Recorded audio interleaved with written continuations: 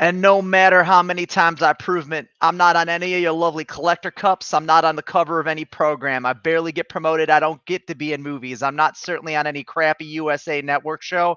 I'm not on the poster of WrestleMania. I'm not at the signature at the beginning of the show. I'm not on Conan O'Brien. I'm not on Jimmy Fallon. But the matter is, I should be. And trust me, this isn't sour grapes. But the fact that Dwayne is on the main event of WrestleMania and I'm not makes me sick. That's actually an actual quote from Cody Rhodes on Monday Night Raw. And welcome to the Exploding Barbed Wire Deathcast, brought to you by So What's the Catch. We are the Cheap Heat Heroes. Before we get cracking, rest in peace, Toby Keith. Let's get things started. In an unexpected but typical WWE move, The Rock shows up after years of touring Hollywood and injects himself into the WrestleMania scene with hashtag We Want Cody trending on all major social media platforms, and the internet wrestling community rises up to object to the most recent booking revision from the largest wrestling promotion on earth. It's looking like Roman versus Rock at Mania, boys. And is this the WWE shitting in their own bed yet again? Rollins, what do you think? This is absolute fucking bullshit. Because Cody Rhodes, after he won the Royal Rumble, what did he do? He pointed at the WrestleMania sign, and then where did he point to? I don't know. Oh, wait.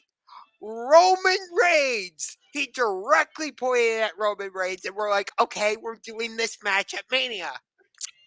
And then now we got the carpet pulled out from underneath him, or rug pulled out from underneath him. Better way of phrasing it. I don't give a shit. But even though I'm as big of a Cody Rhodes hater as anyone, this was the absolute wrong decision. Why? I'm sorry, but if the title is on the line, I don't want to see Cody Rhodes against The Rock, because we all know what's going to happen. Solo Sikoa's going to get involved, or Jimmy Uso's going to get involved. Something's going to happen, and Roman Reigns is going to retain his title. Whoop-de-frickin' do. I don't care. Like, the only way I would get interested in this match is if it's a non-title match. That's it. Otherwise, I don't care. Siwas. So I have 3 segments to this. I have 3 segments to my thoughts. 1, Rock is politicking his way into the main event of Wrestle fucking Mania. 2, if not Roman, then Cody goes after Seth, and we just had that match at WrestleMania 2 years ago. And the other route, if Cody faces someone else that's not a world champion, that completely invalidates the Royal Rumble win. And that's stupid. 3, if it's either way, non-title or Rock versus Roman for the title, Roman's walking out of Mania champion, and that is the exact opposite of what I want. What do you got, Faulkner? I hate everything about this. It's fucking stupid. I like the rumors I've been hearing, though, that part of The Rock's condition for his contract is he had to wrestle at Mania. Also, he's got $30 million in stock options waiting for him, but he has hit certain conditions. It's very heavily reliant on ratings, so of course he wants to be in the main event. That it sells, or at least he thought it was going to sell. Everybody's pissed about it. Fuck Cody Rhodes. I don't give a shit if he ever wins a title. That man can fucking rot. I don't care. But even more so, fuck Roman Reigns. I don't think he's a good wrestler personally. I hate the titles on him. You have 2 championship titles because the man doesn't wrestle. Yeah, So, they're both sitting smack dab directly in the middle of his waist. And that second, you're talking about the Rollins World Championship. It's like a participation trophy. I mean, Like, it kind of. It's like, thanks for showing up, bud. Well, the plan is pretty obvious to unify the titles, I think. Should be anyways. So, let me just interject here super quick. Please. What I've heard is the plan is for Cody to win the World Heavyweight Championship. Roman retains the undisputed WWE Universal Championship thing. And then at SummerSlam, which as of right now is rumored to be happening at Cleveland Browns Stadium this coming year. We'll see if that actually comes to fruition or not. But that's where they would do the unification bout. Well, And you it know, better be Cody winning it because I don't want Roman to have 2 belts for like the 8th time, the second. Oh no, it'd be the second time he has had both. It would still belts. likely be Rock versus Cody at that point. yeah, I'm Rock actually may be winning it at WrestleMania here. I don't want The Rock as world champion. I'm sorry, but He'll the still last defend it more than Roman. that is true, but the last thing we need is a part-timer taking a championship off another part-timer.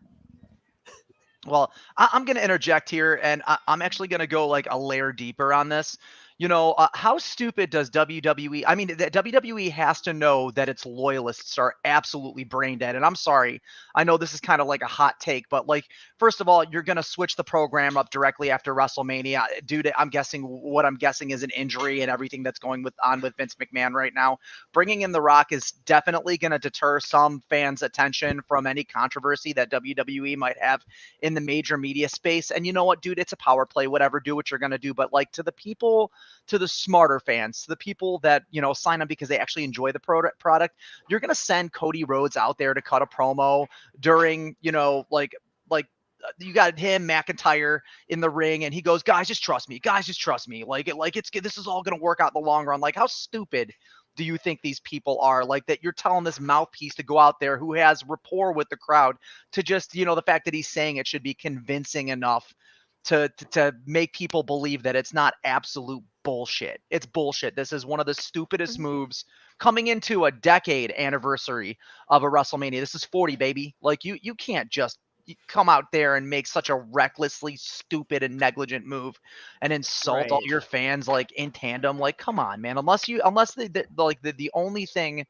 that you know could redeem the situation is if this is it's always a work, but if it's like a work double work where it's like, oh, we made you think that this was going to happen, and then they're going to give us the matches that we want at WrestleMania, but even then, you know, you had to drag us through the bullshit to get from point A to point B. So right, instead of just going straight from point A to point B. Another thing they could do is something they did at WrestleMania 20 and WrestleMania 30. Just do like give us a triple threat. Cody, Rock, and Roman. And I hate that is a possibility, but they did it at the last 2 Decade Manias, and it worked. The other triple threat option I was thinking is for Seth's title. You could do Cody versus Drew versus Seth. Why Drew, though? Yeah, why not someone like Sami I like Zayn? Drew. Yes. No, I like Drew McIntyre, but Sami Zayn would fit so much better in that match against Cody and Seth. Guys, I don't think it should be a triple threat, but I'm down for, you know. Guys, I have to expand on. I have to go a layer deeper on that thought. When have they ever, in the history of WWE, taken Sami Zayn seriously or given him a serious opportunity other than when he carried the NXT gold? Any time Sami's in the conversation, he's being used as exposition. He's never been utilized for his true talent. You know, like that is true. It breaks my heart. What you need to consider is WWE is full mode. Yeah, but he did main event WrestleMania last year with Kevin Owens against the Usos for the tag strap, so that was nice. But he should have won the Undisputed Universal Championship at the Elimination Chamber. Yes. I'm blaming WWE for fully not capitalizing on just how over Sami Zayn was during that time. As soon as he hit Roman with the chair, Sami Zayn became the most over person in WWE, and they didn't capitalize on it. For a week. Yeah. It was for a week. No, you're talking about Sami Zayn. Like, why was he in a WrestleMania, anything goes match with Johnny Knoxville? Like, because it was funny. Yeah, and I believe Johnny Knoxville actually called Sami Zayn out on Twitter, and that's what kind of led to their feud. But No, but that's what what you guys were. I mean, talking. there have been worse random WrestleMania matches. Aleister Black, Bobby Lashley at Mania 36. Does or anyone remember that match? I Or- do. Why or did when it you had happen? Otis versus Dolph Ziggler at Mania. Okay. That was Well- because of the whole Mandy Rose story. No, but my original point by bringing up Sami Zayn and Johnny Knoxville was you guys were talking about how Sami Zayn hasn't been utilized to his full potential. Oh, of course he hasn't. He And never has. So I was bringing up that match as an example of that. Yeah, That's that is a complete example of them just straight up saying, "Fuck it, we'll do whatever with him." We're doing it live. See, here's It's kind of been the same thing with Kevin Owens, but at least he got a world title run and he had the program with Jericho that should have ended up with that Universal title match at Mania 34. See, if it were up to me, I don't know who I would have Seth defend his title against in this, but I would do a singles match. Excuse me, Drew McIntyre against Sami Zayn at WrestleMania. I would have that go into like maybe no DQ environment because like Drew injured Sammy, whether it be kayfabe or not. You can tell that story like Drew injured Sammy. Sammy wants revenge by means of anything goes. Or you could do that in a Hell in a Cell match. I don't think that feud's built up to a Hell in a Cell. I don't can't really think build it. I'm sorry. I'm gonna interject. This is my third and final time. I promise. Sorry for interrupting. I don't think that the WWE is going to invest any long-term time into developing stories for Drew McIntyre because he is still yet to re-sign his contract, and he has been very, very, very vocal about it. Now, in a lot of instances, when it comes to contract signings, I'm always like, yeah, it's a work. Drew McIntyre could be a for life WWE guy. However, some of the things that we theorized that he was doing for work recently ended up actually being shoot. Like he was actually not doing the job. He was fuck CM Punk. He was for real. They contorted it for TV because it put eyes on the product. But he's still very outspoken about the direction. So hold on. We got Wolf in the chat, man, and he's on both sides. Always love to have him here. We do have, I don't know if that's breaking news, but you guys want to stick with WWE? Yeah. Okay, let's move on to Vengeance Day. So we got NXT Vengeance Day over the weekend, friends, and it was a show to say the least. Now, I kind of did like a summary. Like I kind of like ran through all the matches because I watched NXT's product, but I had a lot going on that day. But we got some follow. Yeah, it was a slow burn. It started off very slow. I'd say like of the opening, like the early matches, the best one we got was the Dusty Cup match between Trick Mello Gang and the Wolf Dogs. Yeah. So, we did get fallout from Roxanne Perez and Breaker, that's for sure. Everyone seems to be talking about Carmelo Hayes turning on Trick Williams. Several members of the community theorized we would see a turn from either of them sooner than later. But guys, are you really surprised about this? Like, no, not so much. Yeah. I was in the camp when I saw that Trick was attacked. I was in the camp that was like, Carmelo did it. He clearly did it. He was jealous that Trick Williams was getting over and that he was going after the world title that Carmelo never got a rematch for, by the way, after losing it. Well, probably because like it was the second time they had done Ilya versus Carmelo, so they didn't. No, that was the second one. Okay. So they usually do an immediate rematch if the title does change hands. Like I've seen that happen before, where it's like, oh, I beat you once, you beat me once, but I beat you for the title, so now you got to get the immediate rematch because you were champion. Yeah, because that's what they did with Oba Femi and Dragon Lee for the North American that is Championship. True. But Caleb, Seaboss, and I were on voice chat during that match. it was funny that Oh like my, Caleb yeah, and me and Caleb were like 10 seconds ahead of Rollins. Usually my Peacock's the one that's behind. but Um, so it was funny. I would hear the two of them like react to something, and then like 10 seconds later, I would see it. But I the hate way that- they executed Carmelo Hayes' heel turn was absolutely perfect. it Like, was so reminiscent of Tommaso Ciampa turning on Johnny Gargano. So that's something that NXT is actually always traditionally, other than when they did the NXT 2.0 era, which for as NXT fans, we always try to forget ever existed in the first place because it was some of the worst professional wrestling that made it to a major syndicated television program. The only bright spot from NXT 2.0 was the women's division. Yeah, I mean, That was it. Look at what we got out of it. We have look at Damage Control right now. They're on top of the world, which everything that's going on with them right now to me is more interesting than anything that's going on in WWE. That's just my opinion, but we could stick with NXT. NXT has consistently shown that it's investing more time and creative into its talents. Now, my big gripe with Vengeance Day was they took the slow burn on Trick Williams and Carmelo Hayes. We were talking about the two of them about 2.5 months ago on a pod. Were we not, C-Boss? We absolutely were.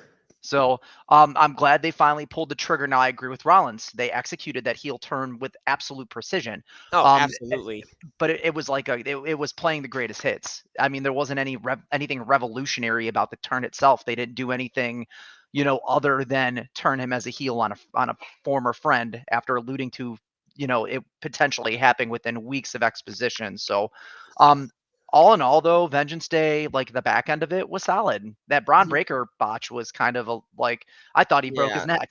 Yeah. He whipped around so fast. I'm like, The women's match was great.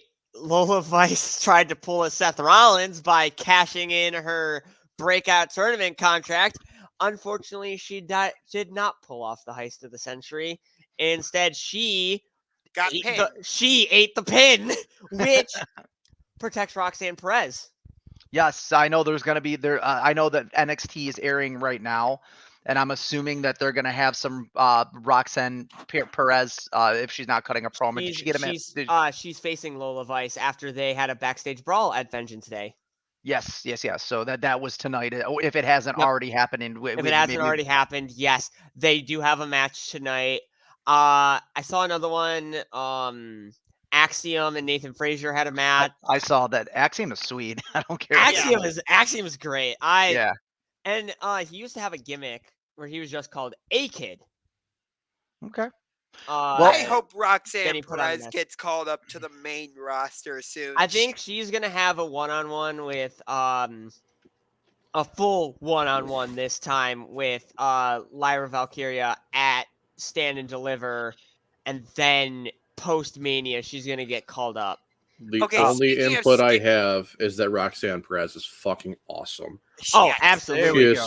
such good talent, dude. If Yeah. you didn't, in case you guys didn't know, she was the inaugural Ring of Honor Women's Champion. Truth. Hell yeah. Yeah.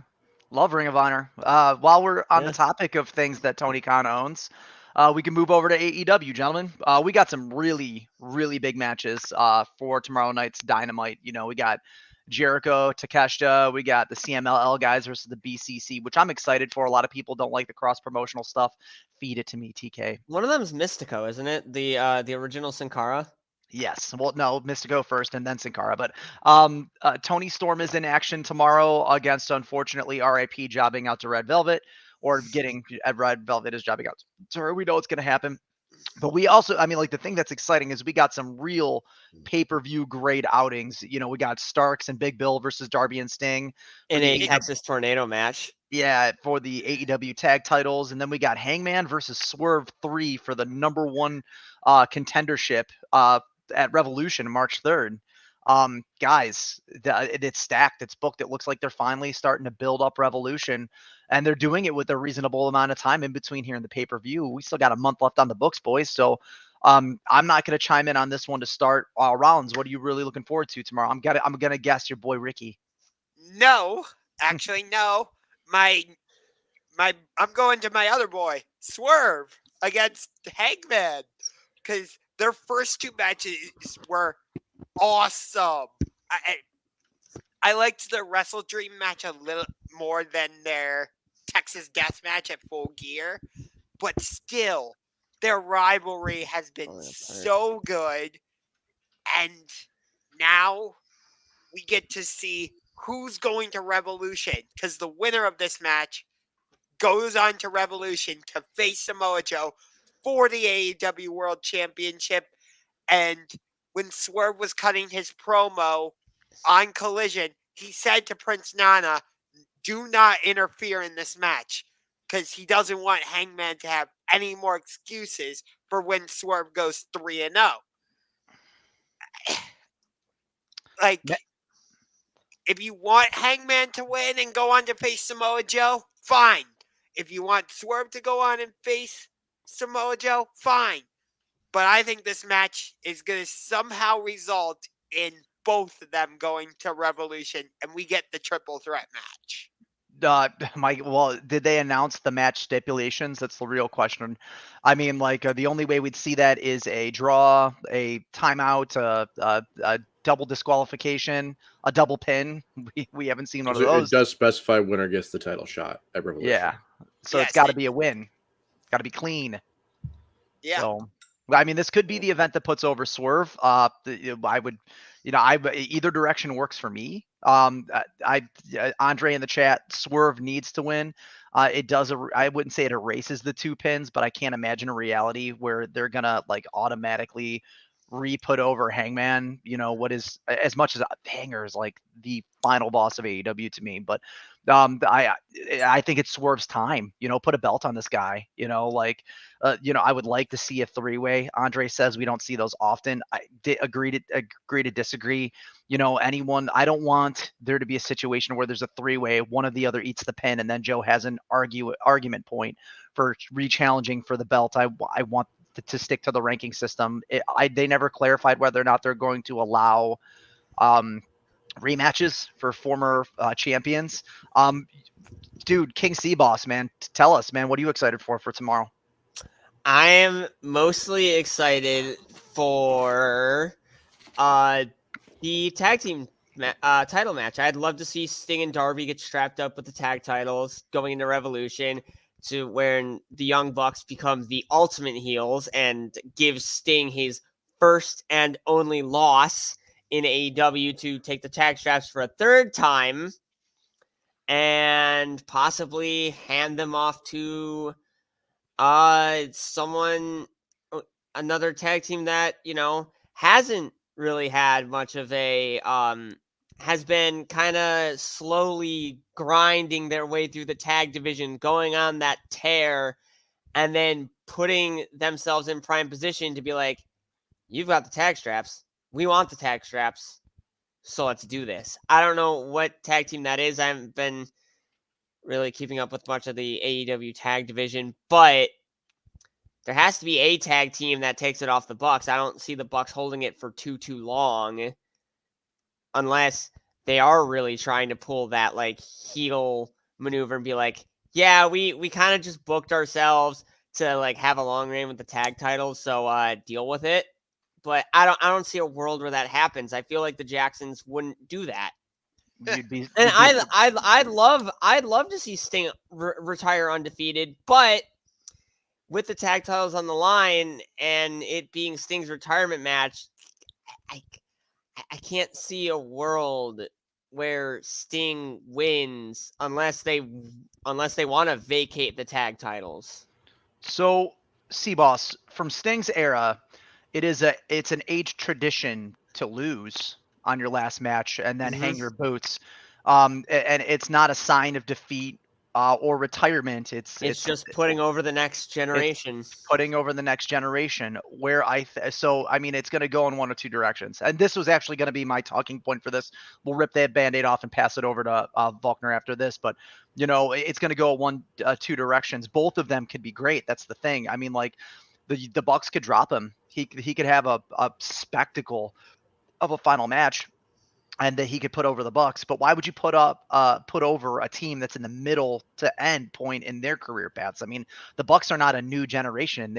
We're talking about a last decade generation, grouping of generational talents. They are playing the hits too whenever they come out to the ring. I don't anticipate them doing anything new or special. We'll see the Nike spots, we'll see the super kicks, the BDEs. We're going to see all the traditional Bucks stuff, the fake outs, the brother on brother work. That's how that's going to go down. But they'll probably go outside the rink and drink somebody's drink because they love doing that. Can't wait to see the rolling Northern Lights suplexes. Those are awesome. Those are awesome. Yeah. Well, the thing is too. I mean, like if I know Tony Khan, and at this point, old Blinky has always been consistent in terms of how he books things. Like, and I sound like Cornette giving him a nickname. God damn it. I'm like not nice guy Cornette. I'm just a regular asshole. Nothing like that guy go. I could see Tony Khan booking this in a manner where Sting wins and retires a champion. That's a Tony Khan move, baby. Yeah. I think, that's kind of like what Andre is saying here. Yeah. That's why I think it's okay for Sting to win. Maybe TK is trying to make up for what WWE did to Sting, and I have him retire as an undefeated champion. No better send off than that. Well, he holds the belts until the next Dynamite, walks out. They give him the big belt thing, like, hey, congratulations. What they'll do is they'll have them retire the belts right then and there, and then they'll have a tournament for the next tag team champions, and it's I was waiting my fucking turn, but yes, it's gonna be fucking FTR again. It's gonna be FTR. No, because FTR. No, FTR said that they're possibly gunning for the trios titles, which would be incredible. With Danny Garcia. Yeah. That's great. So then, okay, then Top Flight is in the trios right now. So I mean, realistically, who's going up? You could put them. You could have 2.0 do it. Menard and Parker. The Hardys. It could be Guevara and Jericho. It could be Les Ex Gods. Maybe Kenny returns and it be the Golden Jets. No, dude, Ibushi's injured until next year. Kenny's gonna sit on his hands until he. Listen, I'm gonna say it. Kenny Omega's 41. 41. He's in his early 40s. He is ready to start winding down and putting over younger talent. What he's going to do is he's going to come back when he's 100% clear to wrestle, and he's going to wrestle his fucking ass off until his body implodes on itself. And then he's going to pass the torch. It might not ever happen. It might have that might be diverticulitis. It is likely that he never comes back. It could also be Aussie Open if no, because Kyle Fletcher is with the Callis. It could be Kesha and Hobbs. It could very well be the Don Callis family. Okay, wait, C-Boss, I want to go back to something you said earlier. The Don Callis family. When we were talking WWE, you said that they should have put the belt on Sami Zayn at Elimination Chamber because of how white hot he was. Absolutely.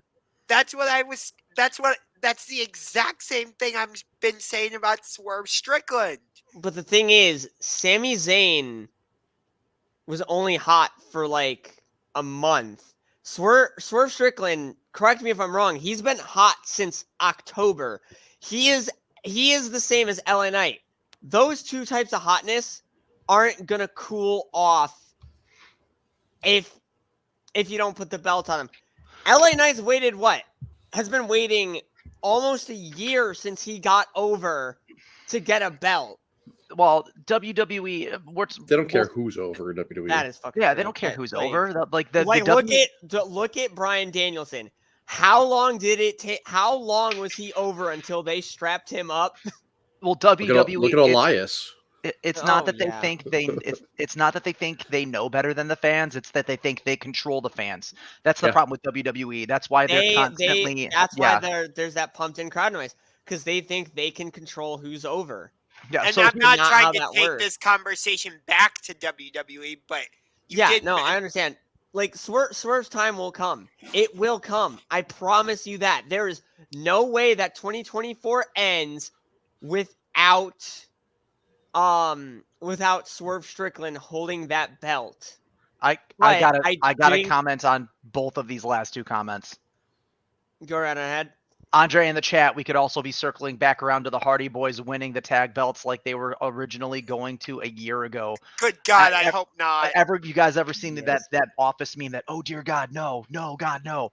Now it's not even because of Jeff Hardy. For once, Jeff Hardy seems to be keeping his fucking nose clean, and I love the Hardy Boys. I grew up with them. They were my introduction to loving tag divisions. Like I was a Hardy They boy. are one of the greatest. Yeah. Team Extreme for life, baby. Matt Hardy is one serious bump away from fucking just exploding into a million pieces. I poked fun at him last week. I love the Hardy Boys. I love Jeff and Matt Hardy. Broken Matt Hardy and TNA was, oh, come on, please, you know. But Matt Hardy, it's time for him to take an active, delete your career, bud. Well, It's time. Jeff has been teasing Willow as well. Yeah, Jeff has been looking good. That match with Moxley was great, and then the ending, Yeah, and the Moxley flip-off took that guns, by yeah. surprise. Okay, so let's yeah, get for to the once it's CML. Jeff. That's not the problem. Yeah, It's hang on here. Hang on. Oh, here we go. Hang on. Matt Hardy is literally broken. Yeah. So Wait. I didn't get to say the match I'm looking forward to. Oh, yeah, that, you that did. segues You're right. segues to you, Rollins. Anyways, I'm looking forward to the trios match. CMLL on Rampage looked like shit, and it's not their fault. Nobody was able to really show off in that match. It was very bland, and not really much happened. I'm expecting that to completely change this trios match. I'm expecting an actual really good show match. Claudio and Mox have a history of working cross promotionals. Danielson, with Danielson's DNA being rooted in Ring of Honor, and knowing that he had some of that experience in his career path as well, I could see that being a thing, and I hope so, because the CMLL guys are all monsters. They're fantastic, but they weren't allowed to show off. Yeah, that match on Saturday, holy shit! Oh my god, that was so good. Cesaro versus Danielson. That was fantastic. My god, it was a fucking that match was a fucking banger. To be fair, start to finish Saturday. Start to finish, the entire event was phenomenal. Yeah, I've gone back. I've gone on record as to saying that Collision was miles ahead of the Royal Rumble. I've gone back and watched the Rumble sucked. I've gone back. The only good match, the only like great match of the Royal Rumble was the Women's Rumble. The rest of the pay-per-view was just mid. Which fuck Dave Meltzer and fuck his ratings. He gave the Women's Royal Rumble what, like a 2 1/4? 2 2 1/4. Fuck Dave. What did he give to the fucking Fatal 4-Way? I'll look it up and get back to you. Give me 1 second. Yeah, because Roman Reigns doesn't have a single 5-star match to his name. He's the only member of the Shield without a 5-star match. Because Seth got Hell in a Cell 2022? Something and like then that. Moxley has a few. But let me say this. I went back and watched that trios match. My God. FTR and Daniel Garcia are really starting to look like a well-oiled machine. Oh, yeah, against the Patriarchy. That match was a banger. Yeah, I got Christian, the ratings, by the way. Christian's. Go ahead. Ratings. Women's Royal was a 3-star. The 4-way was a 3-star. Logan Paul and Kevin Owens 3.5. And somehow the fucking Men's Royal got a 4 1/4. That dude can suck a dick. It was terrible. What? Dave, the Women's Royal Dave, Rumble were you watching? Easily. I gave the Women's Royal Rumble a 4.5. That's fair. It was a great match. A lot of talent. The only segment during the any part of the Rumble that I would have given any 4-star praise to was Pat McAfee walking in the ring and out of the ring. That was awesome. That was awesome. I'm theorizing that spot was originally going to go to Brock, because look who was in the ring.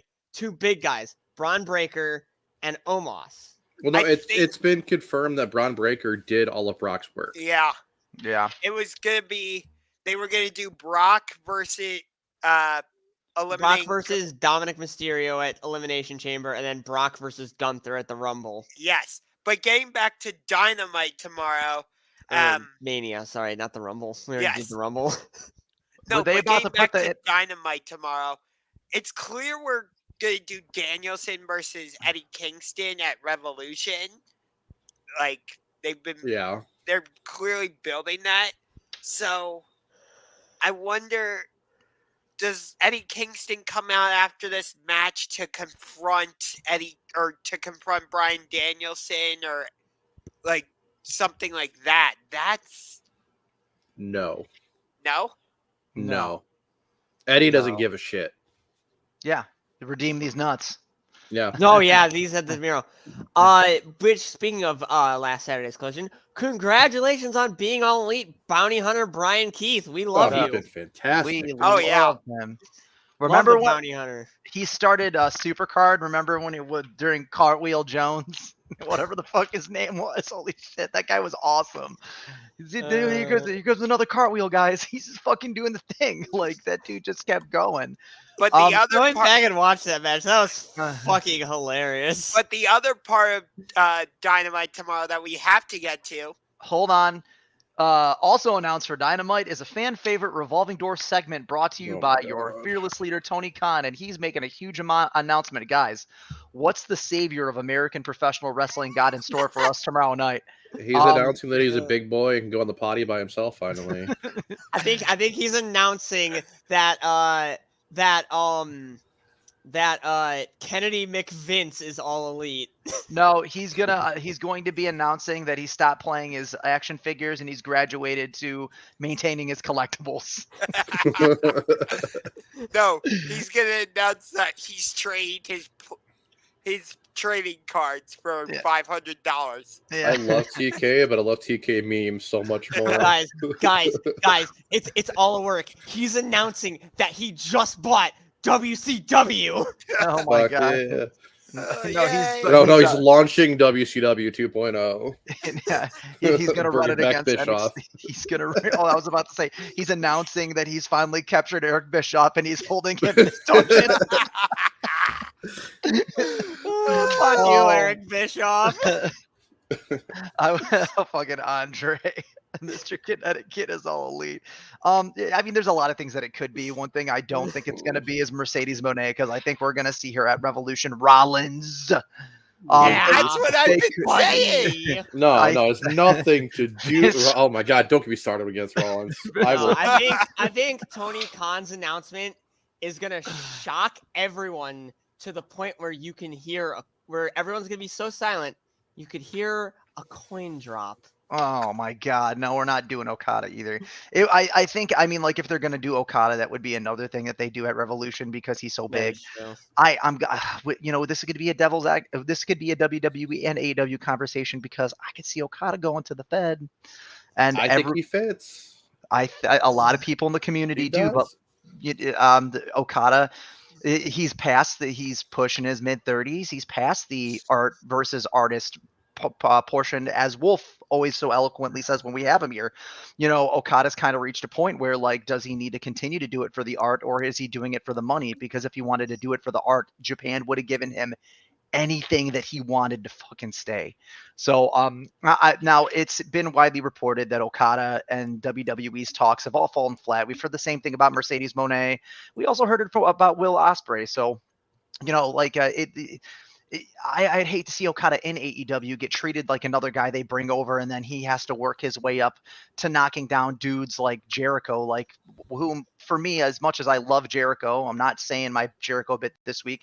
It's like you got all these old guys aging out. Just let them run their course and let the new guys take over. It's about time. Unless we're going to get another hour of Dynamite, you guys are going to, give us another, much more match. That would be my announcement tomorrow. That would be my nominal announcement. Dynamite is going 3 hours. Yes. Give me, you cancel Young Sheldon and give me 3 hours of fucking Dynamite, please, for the love of God. I thought Young Sheldon was already canceled. There's gonna be an episode on March 8th, I think it is, where they're doing Dynamite and then a live episode of Rampage right after. I think I saw that. I'd hate to see a 3-hour episode of Collision because they already do the Battle of the Belts, and it's like, as much as I love the concept. So lame. Yeah, thank you. You took the words right out of my mouth, please. Yeah. Just give me a 3-hour Collision like Saturday, or like a 3-hour Dynamite with 4 extra banger fucking matches. Yeah, right. Or you could give the women a whole hour worth of wrestling, and maybe we could start using the talent that we have in the locker room for what they're capable of actually doing and relegate. I don't know, man. And this is the kicker right here. and Wait, women's Put tag Ring titles. of That should Honor be- on mainstream Hmm? television. Not everyone's gonna pay for Honor Club. He's not going to do it yet, but that's a good idea. He said he's not going to do it. He's not even pitching it as part of the package until AEW has a secured TV deal that has already been Yeah. spoken out of Tony Khan's mouth. We might actually see that someday. So my guess, to be completely realistic, I'd love to see an extra hour of AEW programming. It might be announcing Ospreay's first match. Rollins, what do you think? As much as I would love for it to be the boss, Mercedes Moné, formerly known as Sasha Banks, yeah, I don't think it's going to be that. If I had to guess, maybe it's like a partnership between AEW and Stardom. That could. Well, hey, I'm gonna devil's advocate you right here, because you guys didn't want to talk about the Stardom about Rossi, and that caused a lot of conflict on the channel yesterday. And I love when people try to argue with me of all people about stuff that's happening in Japanese wrestling. It's my favorite thing. The problem with all of that is that AEW already has a working relationship with all of the Japanese promotions, including Stardom, that doesn't force them to have to tie anyone down to come over to their promotion or remove them off of Japanese programming. That's kind of what makes signing Ospreay such a big deal, right? Because he could always go and work TNA or work Japan, or Kenny could go over there and do whatever the hell he wants. It's an active working relationship. Riho was signed with Stardom and also had a provisional contract with Tony Khan and AEW that allowed her to do both. Wasn't that when she was women's champion? It sure was. I made that argument yesterday. And the issue with the dude that had issues with the Rossi, the guy that owned Stardom, is that yes, he was working the entire scene, but he had backdoor deals with WWE that were just really seriously frowned. The whole reason the United Japan front got together, all 8 of those promotions got together, was to keep NXT out of Japan. Facts. That was reported. Absolutely. That was reported by Bushiroad. I mean, like it wasn't just reported by some small scale wannabe Houseman. The actual fucking owners of this company said, we don't want foreign prospects here in Japan, specifically these ones. So I know we're on a bit of a tangent here. I don't think it's going to be a partnership with Stardom because he already has one. So my issue, if it is Will Ospreay's first match, I don't want it to be Tony Khan announces it. Like, give me a story, give me a feud. Like, have Will Ospreay face a mystery opponent at Revolution, and that leads to a double debut. Okay. I'd be fine with either of those, but that's why I seriously do think Okada is AEW bound. Ready? As much Ospreay as and Monet. Book it. Ospreay versus Monet. Book it, TK. Yeah, let's piss off the entire WWE fan base, and we'll have an intergender match for Sasha Banks. Even though her first outing in AEW. Even though people have been clamoring for even though Fed stands have been clamoring for Rhea Ripley to work with the men. Yes, but yeah, she did have it. She actually kind of did have an intergender squash match with Akira Tozawa. That is true, but yeah, the squash. That's my only issue. It's not like China being Intercontinental Champion, but that's my only issue with. But that would be my only issue with Will Ospreay. If that is the announcement, I'd rather like him get a proper story that leads to Revolution. You know what it could be, because he has a tendency of fumbling these things. It could be AEW Fight Forever has been marked down to $30 at all major retailers. Pick up your copy today. Season 3 next month. And that's true. No, it's $30 now. Well, no. What Tony Khan is going to announce is that he's going to have an even bigger announcement next week. Fuck you. And that bigger announcement next week is going to be that he's bringing back AEW Dark and Dark Elevation coming to YouTube. Oh, please. I don't care what the announcement is. I'm so over waiting for announcements from him. I like when they're happening. Don't tell me you have a fucking announcement. Just come out and do it. Right. Because the last major announcement he made was Wrestle Dream. Yeah. And before that, it was the purchase of Ring of Honor. Which those are awesome announcements. Those are huge. Yeah, But when his announcement was that, like, I did like his announcement when they were making the show for like the behind the scenes stuff with Adam Cole, Yeah. and Britt Baker, and But Sammy. I loved what the subtle jab at the not at all subtle jab at WWE when he bought Ring of Honor. He's like, Shane is not here. I have just bought Ring of Honor. No, I mean, Tony Khan is one for throwing short jabs on the internet. He threw one at Rossi from Stardom. He threw a low key at Vince McMahon. He's thrown one at Fox and USA. He threw direct lines at Jinder Mahal. Oh my God, that shit with Jinder Mahal fucking still gets me. Tony got Jinder more over than Jinder ever could. Yeah, it didn't stop the losing streak. So, No, it one did thing. not. One thing that it could be, and we're moving into our last segment for the pod, gentlemen, our last scripted one at least, we got some pretty big news on a streaming service merger involving ESPN, Fox Sports, and Warner, that they're launching a joint streaming service this fall. And all these companies have pro wrestling media broadcasting agreements to some degree. Rollins, this is your area of expertise, my friend. What does this mean for how we watch sports at home? It's going to be super interesting, and I think focusing on the AEW part of it, I think this is fascinating because, like, we always thought WWE was maybe going to go to ESPN. Could this possibly lead to Tony Khan and AEW moving to ESPN and moving their pay-per-views to ESPN Plus and all that? I don't think, that has to be part of the conversation now, doesn't it? It sure does. Not to mention that ESPN is owned by Disney.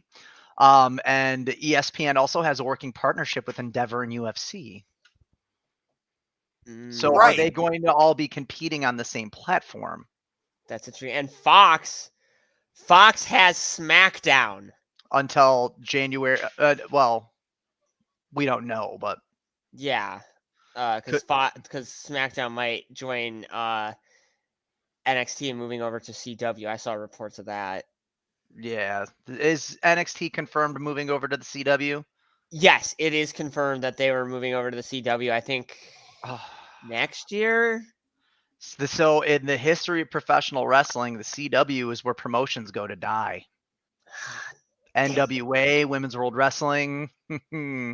Yeah. And not that Billy Corgan already didn't kill NWA last year. Did you guys hear about Sam Hain? Oh my God. That was in Cleveland, by the way. Too. Yeah. God, the subscribership. I blame Tyrus for everything. Tyrus the virus, baby. I mean, let's get back to the topic at hand. We, there has been a lot of talk around, and I don't want to just stick this with AEW because with Fox, if they're launching in fall, we still have Fox holding the broadcasting rights to SmackDown at least through this next year. Would it be possible to see all of these promotions together on the same shared streaming app, and how could that affect one another? I mean, it's going to force to put WWE's eyes on an AEW product that's going to be right there, screen by screen.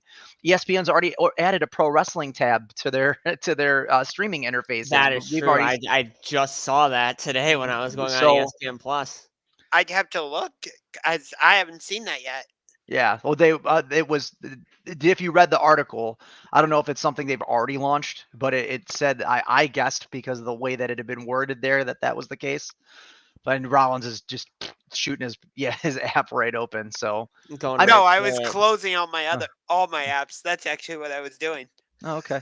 Well, yeah. So I mean, it's a very interesting prospect. I mean, we like to have access to all pro wrestling on one streaming app, or at least one major promotion outside of being forced with. I mean, like, it's not. We'll still have AEW on TV, but also have them streaming as opposed to that would make watching Dynamite so much easier for me. Well, yeah, and like if AEW pay-per-views end up on ESPN Plus, you could go back and watch them anytime you want. You don't. That is very true. You don't have to pay for it. Well, no, Oh my god. Well, yeah, you would still have to pay Oh. for it. We'd have to pay for the ESPN Plus subscription, wouldn't you? Yeah. Yes, but like if you want to watch a UFC pay-per-view the night of, Well, you yeah, still if have you have to watch it the night of, but like when it is released, like afterwards, all you have to do is be subscribed to ESPN Plus. Shane's Yeah, making that big Shane. news face. It's not news face. I just saw the meme that Volkner dropped into the Discord, and I wanted to get out. Guys, it's been You're reported. welcome.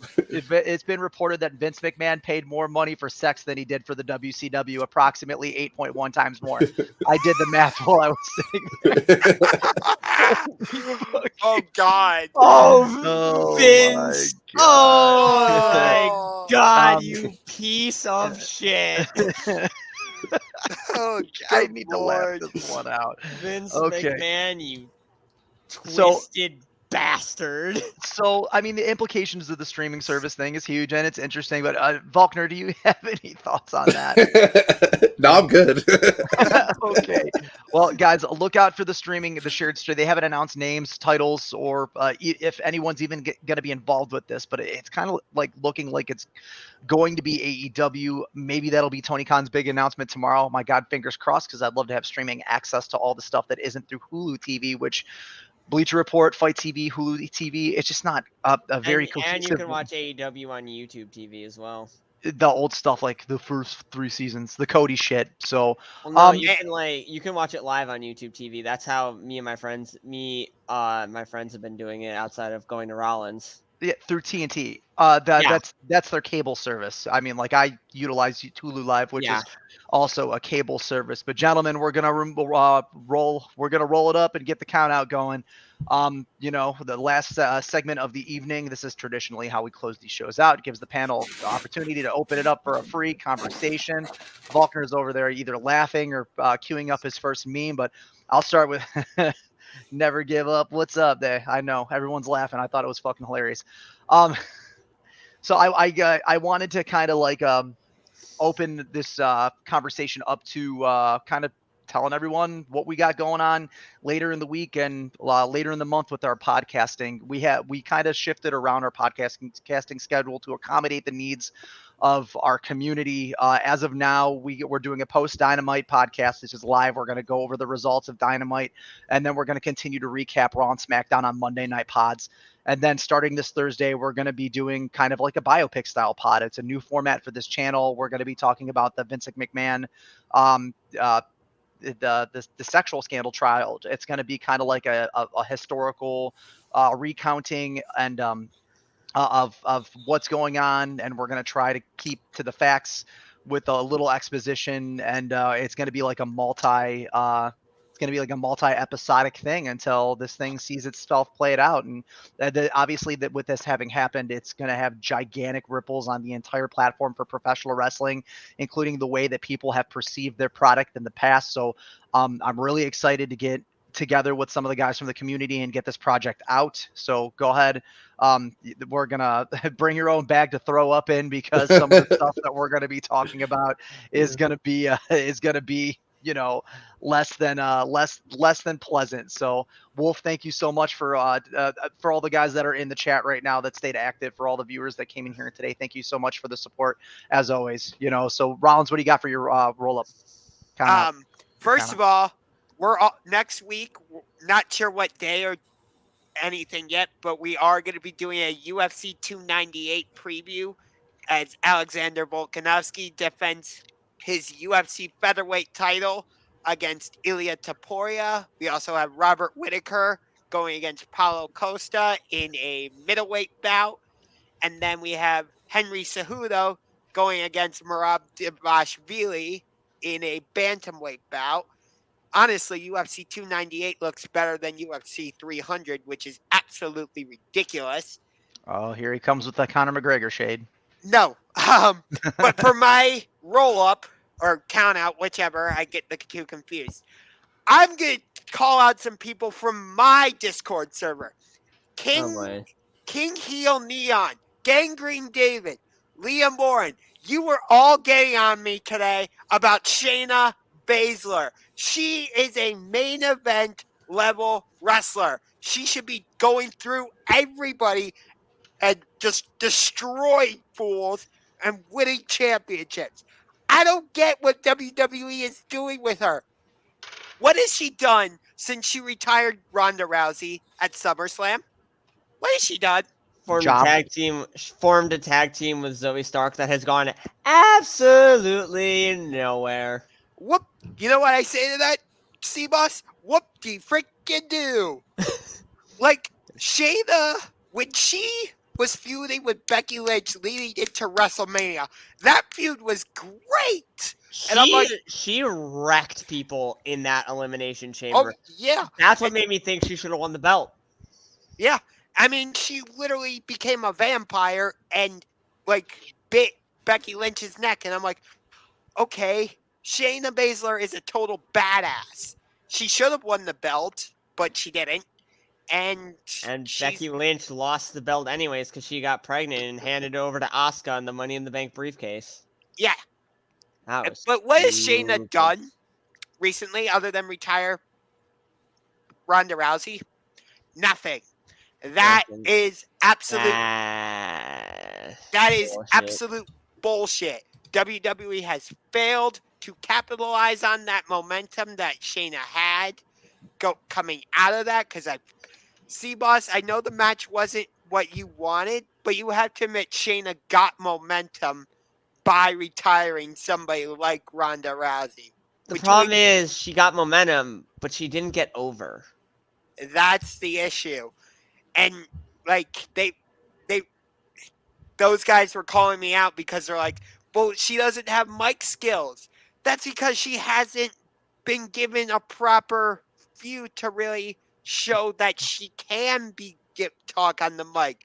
Other than the Becky Lynch feud, when has she ever gotten a proper platform? Bro, you're talking about arguing with a handful of guys that think Roman Reigns is the best pro wrestler on earth. That's true. You'd have a better time of walking into Fort Knox naked with the slingshot and collecting the world's gold reserves than convincing those guys that the smell of their farts is terrible. All right. My count out is I'm gonna stick with the WWE women's division, but I'm gonna go down to NXT and I'm gonna talk about. And we already talked about her on this podcast, but I want to talk about her because she's fastly becoming my favorite women's wrestler in all of wrestling. Roxanne, the prodigy, Roxanne Perez. I absolutely love her. She is absolutely one of the best and the brightest of WWE's women's division. And I think we're going to see big things from her this year on the main roster. I do not think she'll be in NXT long. I think that after WrestleMania weekend, after she has her one-on-one with Lyra Valkyria at Stand and Deliver, I think she's going to the main roster. And I think that maybe by year's end, she will at least have challenged for one of the two main roster women's titles. Let me just say this super quick. I think Lyra Valkyria by the end of the year will also be on the main roster. Oh, absolutely. It's just a matter of how are they going to get the NXT women's belt off of her? Tatum Paxley. Ooh, they could go that route, and I like that. I like that a lot, Rollins. Thank you. Thank you for that idea. All right, Bill, you go with your count out. Short and sweet. Eric Bischoff is professional wrestling. Okay. Okay. What?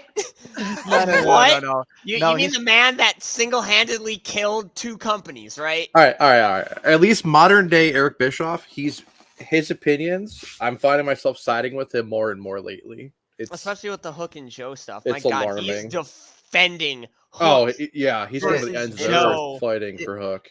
It is alarming, but I have to take the double-edged sword on that perspective. He did kill two professional wrestling companies. He did do that. I think that you win some, you lose some. You cannot deny his contribution to one of the greatest eras of professional wrestling in known history to date. They say there are other names that you could throw into that conversation that are mired in absolute bullshit and controversy. When Like and then Wolf wants to throw one in here. Shout out to indie legend Joseph J. Alexander for being such a fucking asshole on Twitter earlier.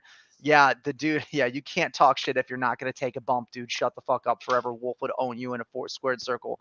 I really don't have anything else for this pod, guys. Anything else you want to throw in there? So on Sunday night, the Utah Jazz took care of their part. The Cleveland Cavaliers then took care of their part on Monday. Phoenix Suns, you need to take care of your part by going out there and beating Giannis and the Milwaukee Bucks tonight. Kevin Durant, this is the one time I am rooting for you as a Cleveland Cavaliers fan. I'm also going to throw it out there that we're going to be doing a pretty short Super Bowl preview with some of the community members, because for as much as we love professional wrestling, there are other sports this community is into. That being said, thank you very much for everyone that showed up today. I had a pretty active chat today, so thank you to the guys that always return. Thank you from the guys in the community that are in the chat. We had a really good healthy viewership today as well. So if you guys are ever interested in keeping this conversation going, links to the bio in our Discord and in the description down below. YouTube tells me I got to say you got to slap that subscription button and hit the alert bell if you want to know what we're going to be talking about next week. Thank you very much again for showing up, and everyone have a wonderful evening. Justice for Jack Perry. And happy birthday to me. Yeah, and happy birthday, Rollins. We were going to get that in tomorrow, but John, all right, everybody. Good night. And I fucking usually get C-Boss saying something silly. Oh, before we shit. go.